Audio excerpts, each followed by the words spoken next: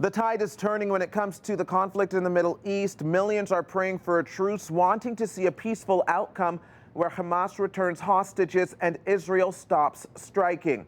Those talks are ongoing, but until then, concern is growing for the innocent.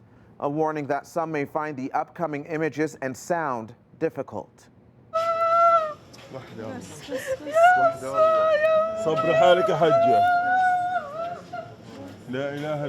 Women and children are among the dead in the latest Israeli strike just this morning.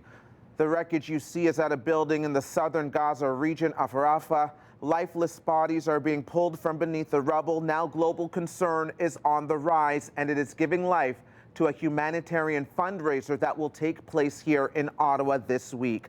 Many health professionals are throwing the weight of their names and profession behind this cause. I am Dr. Shanasa.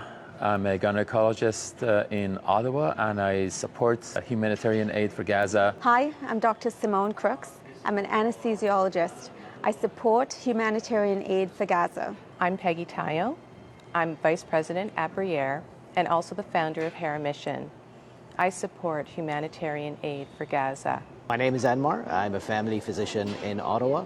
Join me on February 28th to raise funds for the Children of Gaza.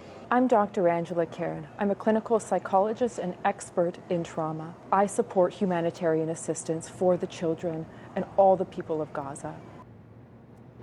Helping to spearhead this initiative is Ottawa businessman Abbis Mahmoud. He joins us live in studio with more. Good morning, Abbis. Good morning. Thank you for having me. Certainly, and thank you for being with us. We heard some very heartfelt sentiments from those healthcare professionals, and really, some may be wondering, why take this on? We heard in the fall from the Canadian government that they're going to do $100 million for humanitarian aid. We've heard that that isn't enough, but why not push governments to do more? Why take this on yourself? I don't know. I mean, I'm kind of disappointed in governments in general right now, to tell you the truth. I just felt I had to do something. I stay up every night like everyone else, seeing those horrific images coming out of Gaza. And just something burning inside me just said, you know, you got to do something just for myself, for my own conscience. I had to do something. So I came up with this idea of doing a fundraiser. I'm blessed to have so many great friends and people work with me that could help me, and just wanted to raise as much money and awareness as we can for the plight of the Palestinians right now. Yeah, you're very well connected. And how do you answer the more uncomfortable conversations that comes with discussing this conflict? Those who say, what about Israel? And they sympathize with their cause and suggest that we can't forget about October 7th, can't forget about the hostages that were taken. You know, I just tell people this isn't a political event. This is just about helping as many people as we can. The innocent children that have nothing to do with this conflict, innocent mothers, and I just want to help in any way we can. This isn't about hating anyone. This is actually about moving things forward and hopefully trying to bring people together for a peaceful resolution. We can all work together, but I truly believe in my heart that no child should ever suffer anywhere. And it just burns in me, and that's what I tell people. Yeah. I understand it's not political for you, and for many people watching, it's not political to see innocent people displaced and having to lose their lives. They're looking at images of Rafah right now where millions have had to move around and be displaced from their home regions to go to this region in particular.